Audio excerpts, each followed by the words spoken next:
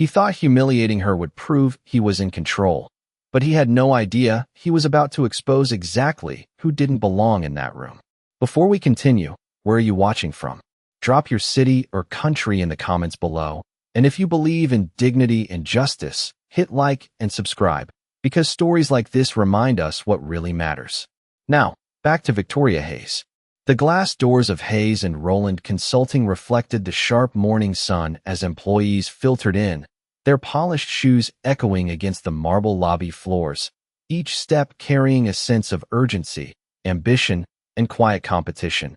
But Victoria Hayes moved differently, her pace steady, her presence almost invisible. Dressed in a simple gray cardigan and modest slacks that drew no attention in a building filled with tailored suits and designer handbags, yet her eyes were calm, observant, as if she wasn't walking into something new, but returning to something she already understood. At exactly 8:45 a.m., she stepped into the elevator alongside a group of employees discussing quarterly targets and upcoming board expectations, their voices confident, their laughter edged with tension, and no one noticed how she listened, how she absorbed every detail, every name, every subtle hierarchy playing out in their words. When the elevator doors opened on the 27th floor, the executive division, the atmosphere shifted instantly. Conversations softened, posture straightened, and Victoria stepped out quietly, her presence barely acknowledged as she made her way toward the main conference area, where the hum of keyboards and low conversations filled the air. Across the room stood Daniel Brooks, Senior Operations Manager, his navy suit perfectly pressed, his voice firm as he addressed his team, projecting authority with every word, a man who believed control was earned through visibility and dominance. And today, more than ever, he intended to prove it, because rumors had already spread that a new owner would be introduced before the end of the week, and Daniel was determined to position himself as indispensable before that moment arrived. His eyes scanned the room, assessing, calculating, until they landed on Victoria, standing near the edge of the workspace, holding a simple folder, waiting patiently. And in that instant, something about her stillness, her lack of urgency, irritated him in a way he couldn't quite explain, because in his world, confidence was loud, visible, undeniable, and hers was none of those things. "You," he called out, his voice cutting through the room, drawing attention instantly. "You must be the new hire everyone forgot to mention." A few employees glanced up, curiosity flickering in their eyes as Victoria turned toward him, her expression steady, unbothered. "We don't usually let people wander into executive space without proper clearance," Daniel continued, his tone light, but edged with condescension, the kind designed to entertain an audience while establishing dominance. And a couple of quiet chuckles followed, subtle but present, filling the space between his words. Victoria stepped forward slightly, her voice calm. "I was told to report here this morning," she said simply, no defensiveness, no hesitation, and for a brief moment, something about her composure caused a flicker of hesitation in Daniel's expression, but it disappeared just as quickly, replaced by a confident smirk.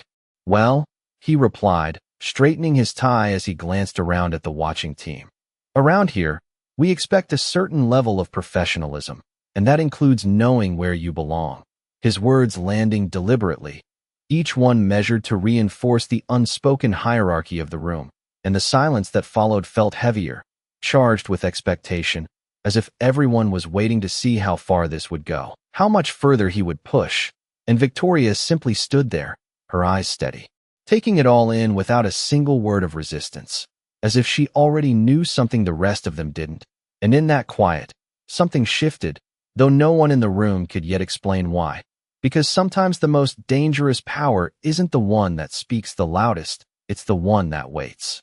The silence lingered just a second too long, stretching across the polished conference floor like a thin crack no one wanted to acknowledge. And Daniel Brooks, sensing the attention of his team, leaned into it, his voice sharpening with quiet amusement as he took a step closer to Victoria, measuring her again from head to toe as if reassessing his initial judgment. "Report here."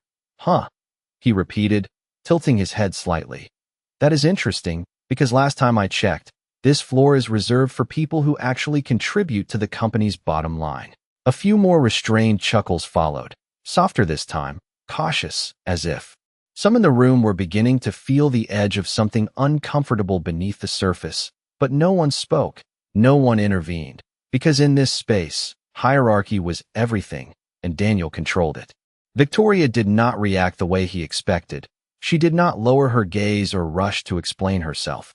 Instead, she simply adjusted the folder in her hands and looked at him directly, her eyes calm, almost curious, as though she were studying him rather than defending herself, and that quiet composure unsettled him more than any argument could have. "Well," Daniel continued, forcing a light laugh as he turned briefly toward his team, "since you are already here, maybe you can make yourself useful." He gestured toward a stack of printed reports on the nearby table. "These need to be sorted and distributed before the executive meeting in 20 minutes. Nothing complicated, but attention to detail matters here. Something you might want to get used to if you plan on staying." His tone carried that subtle edge again, the kind that disguised dismissal as instruction, and he did not wait for her response before turning back to his team, already moving on as if the matter had been settled. Victoria stepped toward the table without hesitation, her movements smooth, deliberate, and as she began organizing the reports, her fingers moved with quiet efficiency, aligning pages, checking names, noticing small inconsistencies that others had overlooked, and though no one realized it yet, she was not simply completing a task. She was observing patterns, identifying roles, mapping out the structure of the team with a precision that came from familiarity rather than guesswork. Across the room, two associates exchanged glances, one whispering just low enough to avoid drawing attention. "She does not seem like a typical new hire," and the other shrugged, though his eyes lingered on Victoria a moment longer than necessary, something about her presence refusing to fit neatly into the assumptions that had already been made. Daniel, meanwhile, continued speaking about quarterly projections, his voice steady, confident, but his attention flickered back to Victoria more than once, each glance brief, almost involuntary, as if part of him was trying to reconcile the quiet certainty she carried with the role he had already assigned to her in his mind. The clock on the wall ticked closer to the hour, each second tightening the atmosphere in the room as anticipation built for the upcoming meeting. The one everyone knew would introduce the new owner, the one that could shift positions, redefine authority, change everything. And still, Victoria said nothing, did nothing to draw attention, simply finishing the last stack of reports and placing them neatly at the center of the table before stepping back, her posture relaxed, her expression unchanged, as though she had been exactly where she needed to be all along. And somewhere in that room, beneath the quiet hum of conversation and the faint clicking of keyboards, an unspoken tension began to settle. Because sometimes the difference between being overlooked and being underestimated is not visible at first, but when it reveals itself, it changes everything, and no one there was ready for what was about to happen.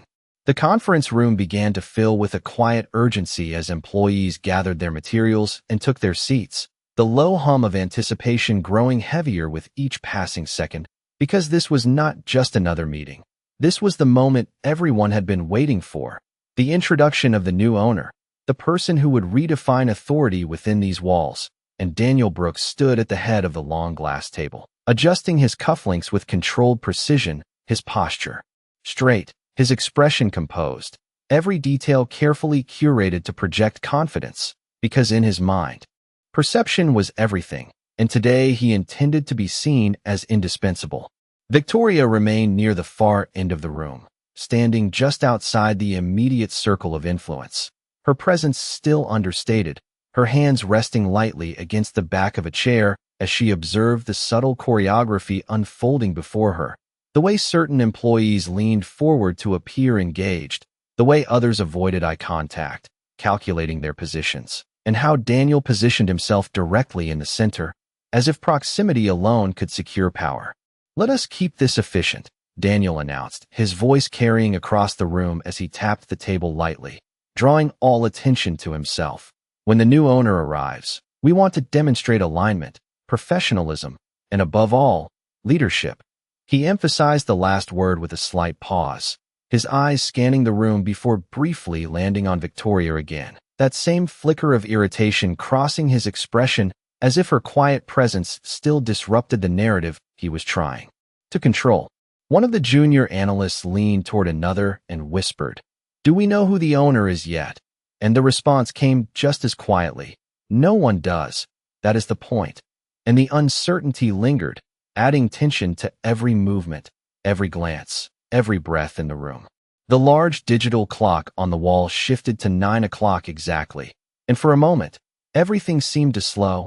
Conversation stopped, chairs stilled, and the faint sound of footsteps echoed from the hallway beyond the glass doors, measured, unhurried, deliberate, and every head turned instinctively toward the entrance, expectation tightening in the air like a drawn line.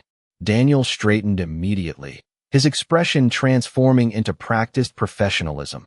The earlier condescension replaced with a polished smile, ready to greet whoever walked through that door, because this was his moment to perform, to establish his place before the person who would ultimately decide his future. The door handle turned slowly, the sound almost too loud in the silence, and the room held its breath as the door opened, revealing not a crowd, not an entourage, but a single assistant stepping inside, clipboard in hand, scanning the room briefly before speaking in a clear, composed voice. "The new owner will be joining you momentarily." And with that, the assistant stepped aside, leaving the door slightly ajar, as if inviting something inevitable to enter. A ripple of tension moved through the room, subtle but undeniable. Shoulders tightened, eyes shifted, and Daniel took a small step forward, positioning himself even more prominently at the head of the table, ready, waiting, prepared to greet power with confidence. And still, Victoria did not move, did not speak, her gaze steady, her posture unchanged, as though she was not waiting for the moment to begin, but allowing it to arrive exactly as it was meant to, because the difference between those who seek power and those who already hold it is not in how they prepare for the moment, but in how they stand within it, and in that quiet space before everything shifted. No one yet understood which side of that line they were truly on. The door remained slightly open, the quiet gap drawing every eye in the room as seconds stretched longer than they should have, and Daniel Brooks, standing at the head of the table, felt the weight of expectation pressing against his carefully constructed confidence. So he cleared his throat softly and stepped forward just a fraction more, ensuring that when the new owner entered, he would be the first face they saw, the first voice they heard, the one already positioned as a leader before. Introductions were even made. "Let us be ready," he said, his tone controlled, projecting calm authority, though beneath it there was a subtle urgency, a need to secure his place before anything could shift, and the team responded instinctively, straightening in their chairs, adjusting their notes, eyes fixed on the doorway as if watching for a signal. The faint sound of footsteps returned, closer this time, steady and unhurried, and the tension in the room tightened further, conversations fully silenced now, replaced by an almost electric stillness that filled the space between breaths. Then, without announcement, the door opened wider, and for a brief moment, no one moved, because what they expected to see did not immediately match what stood before them. There was no dramatic entrance, no entourage, no visible display of power, only a quiet shift in the air as Victoria Hayes stepped forward from the back of the room, moving past the rows of seated employees with the same calm, measured pace she had carried all morning, her expression unchanged, her presence steady, as if this moment had always belonged to her. Daniel blinked, just once, his confident smile faltering for the smallest fraction of a second before returning, though now it carried a trace of confusion he could not fully hide, because the narrative he had constructed did not include this, did not account for her stepping forward at this exact moment, in this exact way. A few employees exchanged quick glances, uncertainty flickering across their faces, but no one spoke, because something about the way Victoria moved demanded silence, not through force, but through certainty, the kind that does not need to announce itself. She reached the head of the table, stopping just short of Daniel, her eyes meeting his with a calm that was neither confrontational nor submissive, simply present, and for the first time, Daniel hesitated, his rehearsed words catching somewhere between thought and speech.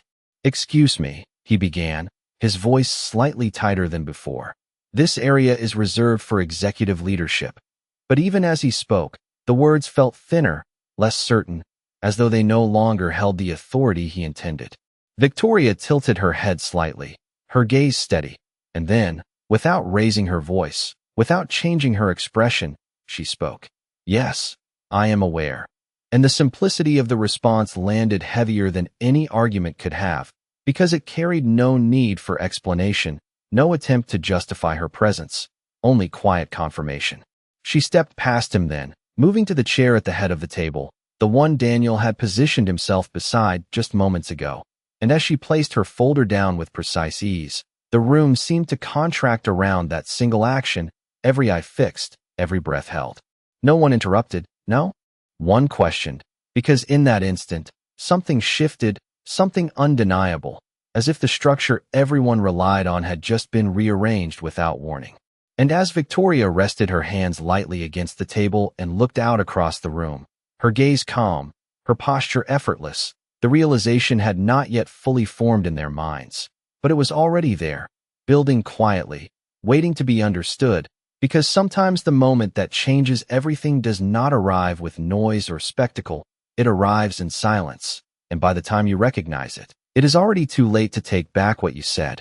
For a moment, no one spoke, no one moved, as if the entire room had forgotten how to react, and Daniel Brooks stood frozen beside the head of the table, his mind racing to reconcile what he was seeing with what he believed to be true, because nothing about Victoria Hayes matched the image he had built of the person who would walk through that door, and yet here she was, standing exactly where that person was meant to stand. The faint hum of the air conditioning seemed louder now, filling the silence that stretched across the room, and then the assistant's voice returned from the doorway, calm and unmistakably clear. Everyone, this is Ms. Victoria Hayes, the new majority owner of Hayes and Rowland Consulting. And the words did not land all at once. They settled slowly, like something too heavy to absorb in a single moment. A sharp inhale came from somewhere along the table, a chair shifted slightly, and then everything stopped again, because realization had begun to take shape, undeniable and irreversible. Daniel's expression changed first, the confidence draining from his face in a way he could not control, his posture stiffening as if trying to hold on to authority that had already slipped beyond his reach, his mouth opening slightly as if to speak, but no words came, because every sentence he had prepared belonged to a version of reality that no longer existed. Around the table, employees avoided eye contact, some lowering their gaze to the reports in front of them, others staring at Victoria with a mix of disbelief and quiet recognition, replaying every interaction from the past hour in their minds, every assumption, every unspoken judgment, every moment they chose silence instead of awareness. Victoria did not raise her voice, did not change her expression. She simply looked at them, one by one, her gaze steady, not searching for apologies, not demanding explanations, only observing, as though she already understood everything she needed to know. Then, with a calm that carried more weight than any display of authority, she took her seat at the head of the table, the chair Daniel had been guarding only minutes before, and the soft sound of it sliding into place echoed through the room like a final confirmation of what had just changed. Daniel swallowed, forcing his voice to return, though it came out quieter than he intended. Ms. Hayes, I was not aware that you would be joining us in this capacity today. The sentence careful, controlled, but lacking the confidence it once held, and Victoria turned her attention to him, her expression composed, almost thoughtful, as if considering something beyond his words. That is understandable, she replied evenly, her voice calm. Many things are not immediately obvious.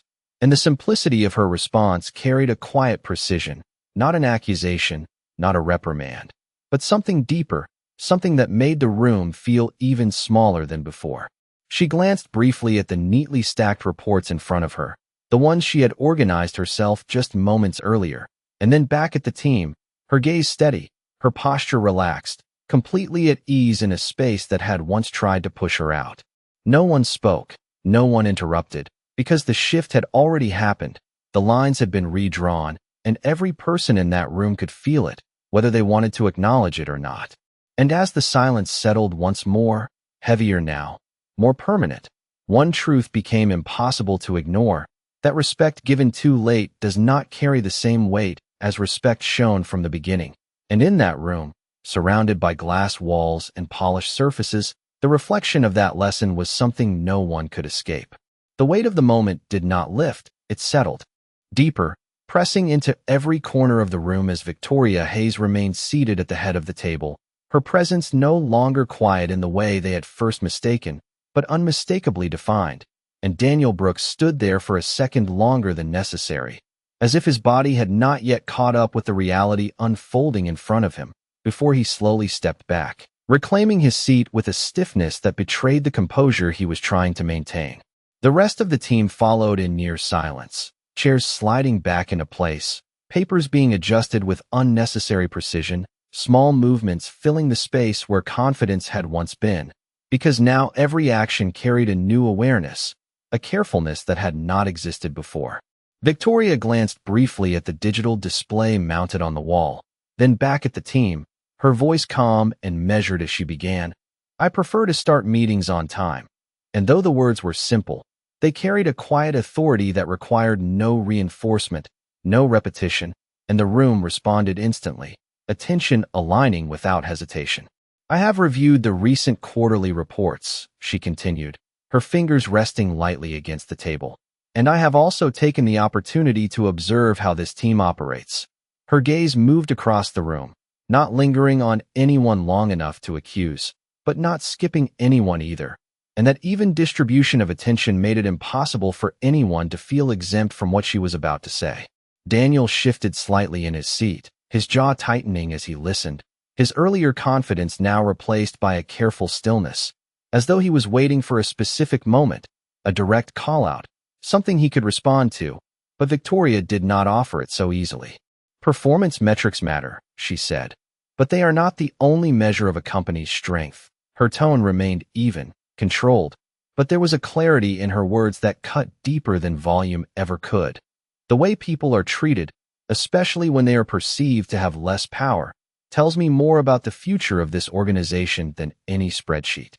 The room went still again, not from anticipation this time, but from recognition, because the meaning behind her words did not need to be explained. It had already been demonstrated, lived out in front of her only an hour earlier. A faint shift of weight came from one of the junior associates. Another lowered their gaze, and Daniel's hands tightened slightly against the edge of the table, though he said nothing, because there was no longer a safe way to interrupt, no way to redirect the moment without exposing himself further. Victoria allowed the silence to hold for a brief second, not long enough to become uncomfortable, but long enough to be understood, before she continued. "I believe in accountability, but I also believe in awareness." Her eyes finally rested on Daniel, not sharply, not aggressively, but with a calm precision that made it impossible to misinterpret. And awareness begins with understanding that every interaction, no matter how small, reflects who you are when you think no one is watching. Daniel inhaled slowly, the weight of that sentence settling over him in a way that no direct accusation could have matched, because it did not corner him, it revealed him, and in that revelation, there was nowhere to hide.